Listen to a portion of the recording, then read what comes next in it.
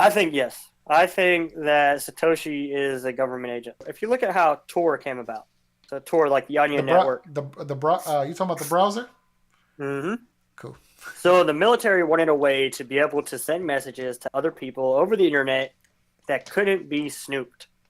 And the only way that they could do that is if they made it open and let everybody use it. So they released it and they got a bunch of people to use it. And what that does is it masks the the data because you don't know if it's a government agent sending it or some guy trying to buy weed off the Silk Road. Ah, And so, yeah, man. are you so you're saying? Because I have to break that down. So you're saying, in order to hide certain things and kind of take people off the scent, almost like get them Yeah. involved, Yep. and mask your activity with their activity. Imagine if you're a government agency and you want to be able to move funds without anybody knowing whose funds those are. So then my Let question everybody is, use it. this: is it possible? I mean, I don't know if you could track down where Satoshi's coins are that they have amongst themselves. Is Oh yeah, anybody able to tell where it those is? yeah, absolutely yeah. It's blockchain, so you know where all the coins are. But they have there's stashes of coins that are most likely satoshis, Hmm. and there's a lot of them. I think there's like a million Bitcoin. I mean, so if, for example, if Satoshi were to say, "Man, I need to buy a new," I don't know. Let's just pretend it's a person. Let's say they Yeah. needed to buy some land or something. Are you able to kind of see? Are you able to see him do that if he was a Yo, person? yeah. Oh yeah, absolutely. Even if he wasn't a person, even if he was a government organization, yeah, you could totally see that. So right now you can go on there and look at the alleged stash of Satoshi right now. Yeah, man. Yeah, of What's it doing? course. What It, has it? it hasn't moved, man. Hasn't moved in years. Huh? That's so Yeah. crazy. Yeah. And here's some like crazy shit too. Imagine for a second that Bitcoin becomes like this $100 trillion network, right? Right. And uh those million Bitcoin, he could take those million Bitcoin and just fucking destroy the entire ecosystem of Bitcoin in one go. But it would only be temporary though, because then the market would buy him up and bounce it back, and it'd be okay. But he could temporarily cause fucking massive waves of chaos. And not only that, but here's another thing. Imagine if it is like some government entity, um, and he has those million bitcoins, and like now he has more value than anybody else in the entire world, including governments. Huh. And technically, you can make a one world government or one world bank. You could absolutely, you can do a lot of things with it.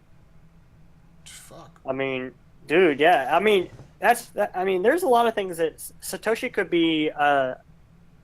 He could be dead, for all we know, though. So that Hmm. might be why he hasn't moving shit. If we really don't know, uh, aren't we adding to the agenda somehow? Because Yeah, yeah, absolutely. But at the same time, it's like, even if it is, it still benefits everybody yeah, because the cat's already out of the bag, and they don't control Expanse.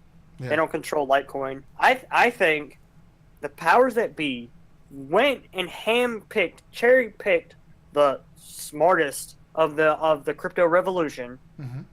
because they threatened to basically overturn all the power institutions Mm-hmm. and gave them a ton of money, gave them the Lambos and the Rolexes and the jets that they wanted, Mm-hmm. and now they're no longer as eager to want to overthrow the government. Right.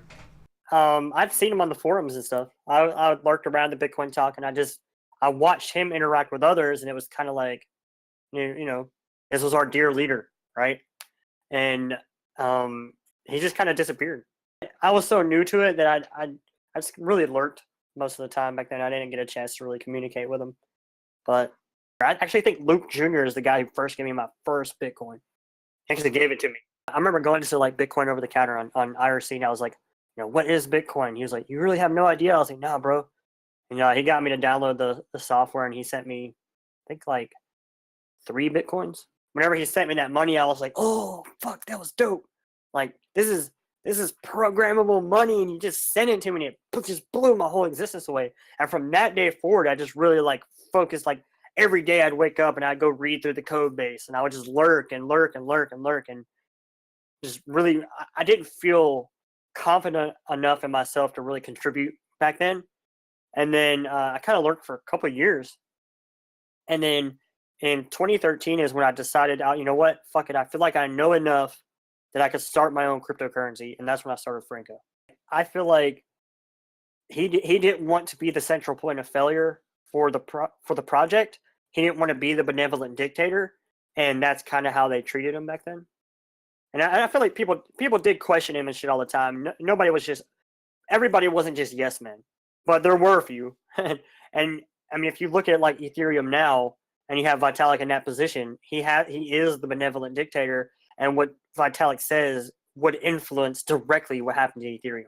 So when Bitcoin first came out, he proposed a white paper to the to a mailing list for like cypherpunks, and so then a couple of people became his first follower, like Hal Finney. Hal Finney was the first person to receive a Bitcoin transaction, and I think the first followers are really the ones that made people want to get interested in it.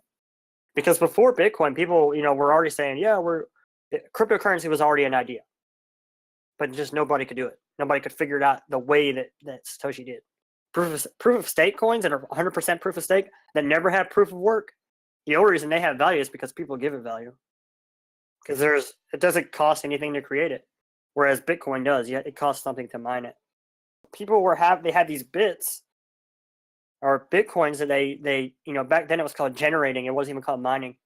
And so when people were generating Bitcoins with their computers, that cost something. It costs electricity to do it. And then eventually people just started creating ways to use them to buy shit. You look at like one of the very first transactions for Bitcoin, it was a fucking pizza for 10,000 Bitcoins.